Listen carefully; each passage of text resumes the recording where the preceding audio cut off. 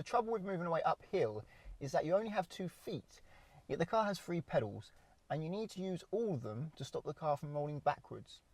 That's a bit of a problem. So instead of using the foot brake to stop you from rolling back, you use your left hand for the handbrake instead, allowing you to use your right foot for the gas and your left foot for the clutch. So to move away uphill, you need to find the clutch bite point whilst the handbrake is on.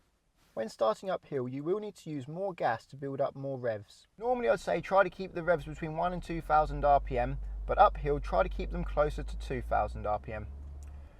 Once you have the gas ready, it's time to lift the clutch to the bite point. Good ways to know you have the bite point is the bonnet will actually start to lift a little bit. As you can see, it just lifted there when I was at the bite point. I push the clutch down and the bonnet drops. I lift the clutch to the bite point and the bonnet lifts. Another way is the revs will drop slightly as you reach the bite point. Now I don't know if you can hear this, but as I get near the bite point, the engine tone actually goes down in pitch. Hear that? I'll try again. Listen this time. Like that. That's a good way to know you're at the bite point. However, make sure the revs aren't dropping because you've come off the gas. This is a very common mistake new drivers make, leading them to believe they have the bite point when they don't. Okay, so now it's time to try and do a hill start.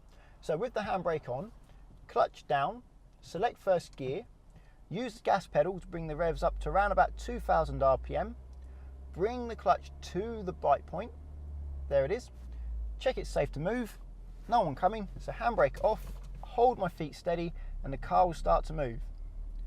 When the car starts to go up in pitch, when the engine starts to go up in pitch, like now, I'll come fully off the clutch and now my gas pedal is controlling the speed of the car. However, if the car starts to move backwards, like it is now, lift the clutch a little bit and it will start to move forwards. If it's moving forwards too much, push the clutch down a little bit and it will start to slow down.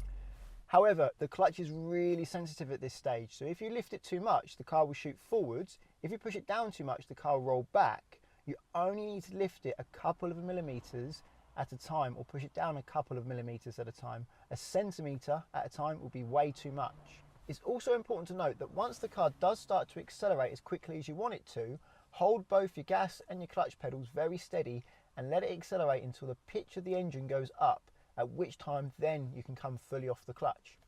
If you feel you're losing control, clutch down and brake to stop the car, pull the handbrake up to secure the car before starting the whole process again. That's all for this video. Please subscribe to get my future uploads to help you pass the UK driving test.